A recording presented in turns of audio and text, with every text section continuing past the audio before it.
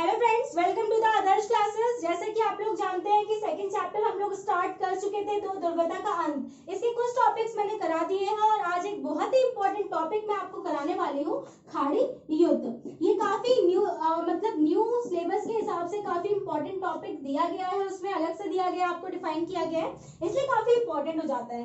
जैसे कि आप लोग जानते हैं, बीच में मैंने एक वीडियो दी थी क्लास 12 के लिए और वहां पर मैंने ये भी कहा था कि वो टेस्ट में भी पूछा जाता है, आशियान क्या है। अगर आप किसी भी टेस्ट की तैयारी करते हैं उसमें भी ये बहुत हेल्प करता है।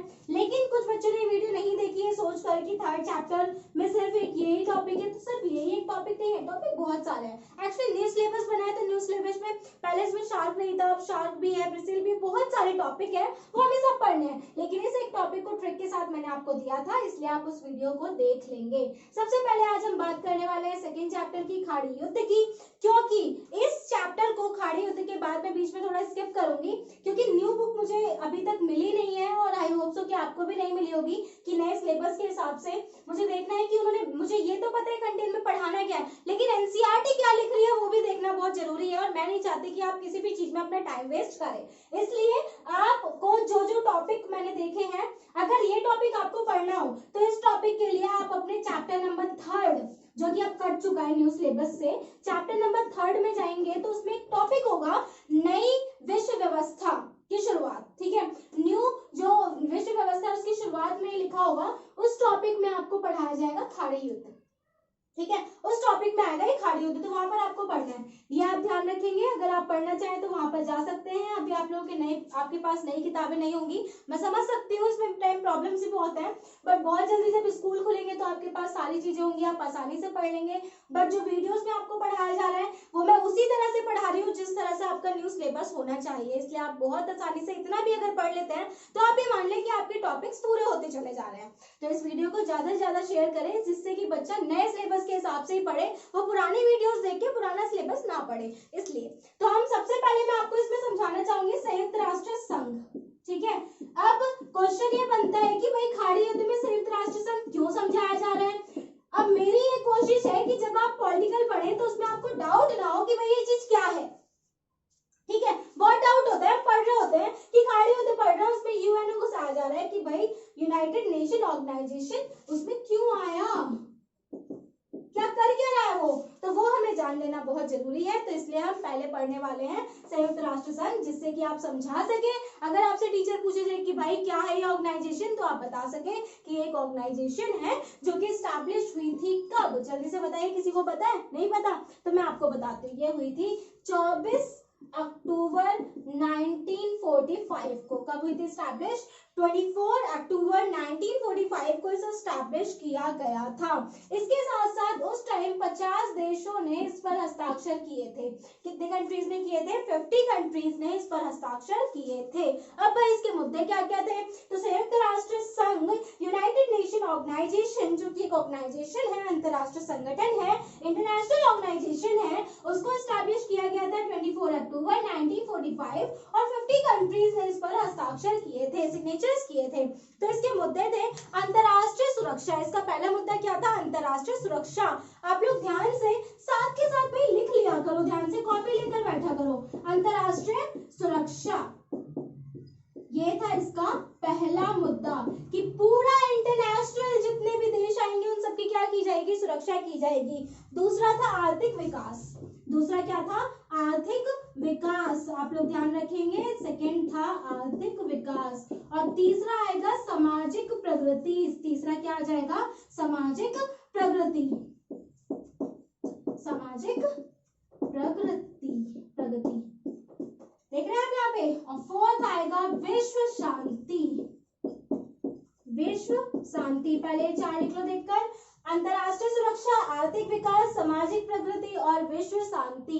इसके साथ साथ एक और मुद्दा भी था, वो था मानव अधिकार। वो क्या था? मानव अधिकार। तो ये इसके मुद्दे थे जिन पर इन्हें ध्यान देना था। अब बताओ, अगर कहीं पर युद्ध हो रहा है, जैसे कि खाड़ी युद्ध की बात की गई है, युद्ध हो रहा है, तो इसका मतलब क्या की जाएगी? अंतरराष्ट्रीय सुरक्षा की बात की गई है, विश्व शांति की बात की गई है। तो जब इसकी बात की गई है तो डेफिनेटली उसमें किसको कूद के आना है? यूनाइटेड नेशन ऑर्गेनाइजेशन को। सुझाव मतलब कि बीच में क्या करेगा? वो सुझाव देगा, भाई ऐसा मत करो, युद्ध मत करो। उसे रोकने के लिए संयुक्त राष्ट्र संघ आएगा। खाड़ी युद्ध में? तो सबसे पहले आप देखेंगे संयुक्त राष्ट्र संघ, यूनाइटेड नेशन ऑर्गेनाइजेशन, जो कि एक अंतरराष्ट्रीय संगठन है और जो कि स्टैब्लिश किया गया था 24 अक्टूबर 1945 को। 24 अक्टूबर 1945 डेट जरूर लिख लें। 50 देशों ने इस पर हस्ताक्षर किए और इसके मुद्दे थे अंतरराष्ट्रीय सुरक्षा, आर्थिक विकास, सामाजिक प्रगति, विश्व शांति, मानव अधिकार। ये इसके क्या थे? मुद्दे थे। तो ये जब आपको समझ में आ गया, अब हमें समझना है खाड़ी युद्ध। अब हमें क्या समझना है? खाड़ी युद्ध कि क्या है भाई खाड़ी युद्ध। तो खाड़ी युद्ध समझने से पहले हमें समझेंगे कि खाड़ी देश कौन से होते हैं। आपको पता होना चाहिए कि खाड़ी देश कौन से होते हैं। बहुत मुद्दा चला है, जब से स्टार्ट हुआ है तब से ये मुद्दा चल रहा है। तो सबसे पहले हमें क्या देखना है? खाड़ी देश कौन से होते हैं। तो सबसे पहले मैंने आपके आगे ये देश बना दिया और ये देश बनाने के बाद जो तीन तरफ से देशों से घिरा हो, मतलब तीन तरफ से स्थल से घिरा होता है और एक तरफ से किससे घिरा होता है? पानी से, मतलब कि सी वाटर, समुद्र से। ठीक है, तो एक तरफ तो वो किससे घिरा है? जमीन से। एक तरफ किससे घिरा है? समुद्र से। उसे क्या कहा जाता है? खाड़ी देश। उसे क्या कहा जाता है? खाड़ी देश। जब से यहाँ पर पेट्रोलियम निकला है, क्योंकि खाड़ी देशों से क्या मिलता है? हमें पेट्रोलियम मिलता है, तो जब से ये निकला है तब से इसकी परेशानियां बेचारे की और बढ़ गई है थोड़ी सी। वहां पे परमानेंटली युद्ध चलता ही रहता है, ये परेशानी है। अब देखो हुआ ये था, जैसे कि स्टार्टिंग से अब हम बात करते हैं, इतना आपको समझ में आ गया होगा कि क्या है। एक्चुअल में नई विश्व व्यवस्था की शुरुआत में जब इस खाड़ी युद्ध की बात की गई थी तो हुआ ये था कि दो ध्रुवता का अंत हो गया था और यूएसए और यूएसएसआर में से यूएसएसआर का विघटन हो गया। एक ही डोमिनेशन बचा और वो कौन था? यूएसए। तो भाई इसने अपना वर्चस्व, ऐसा नहीं कि 1991 के बाद से ही वर्चस्व दिखाया उसने, क्योंकि 1990 में स्टार्ट हुआ था ये, जिसे हम प्रथम खाड़ी युद्ध बोलते हैं, वो अगस्त 1990 में स्टार्ट हुआ।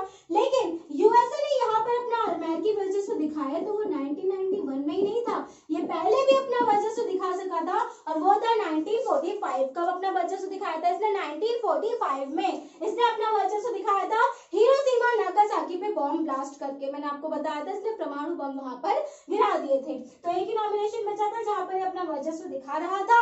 उसके साथ एक यूनाइटेड नेशन, जो कि मैंने आपको बताया इसी बीच में बनी थी, लेकिन उसने अब तक कोई भी कहीं से अच्छा सा काम, मतलब कि कोई भी अच्छा सा डिसीजन नहीं लिया था। तो अब क्या हुआ? अब हम बात करेंगे 1990 अगस्त में। 1990 अगस्त में क्या चीज की गई है? इराक ने कुवैत पर क्या करा है? हमला किया है। इराक ने कुवैत पर क्या किया है? हमला। तो इराक ने कुवैत पर हमला किया, भाई बेचारा कमजोर सा था, हार गया और इराक ने कुवैत पर हमला करने के बाद क्या कर लिया? कब्जा कर लिया।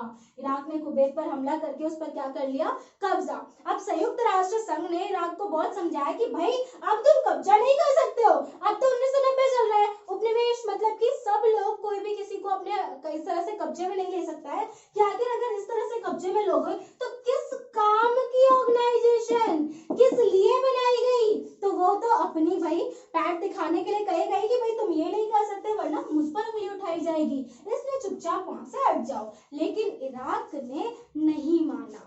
राजनयिक कोशिशें की गई, लेकिन उन राजनयिक कोशिशों में विफल होने के बाद यूनाइटेड नेशन ने कहा भैया अब तो बलपूर्वक हटाना पड़ेगा, अब तो बलपूर्वक हटाया जाएगा। तो इराक पर क्या होगा?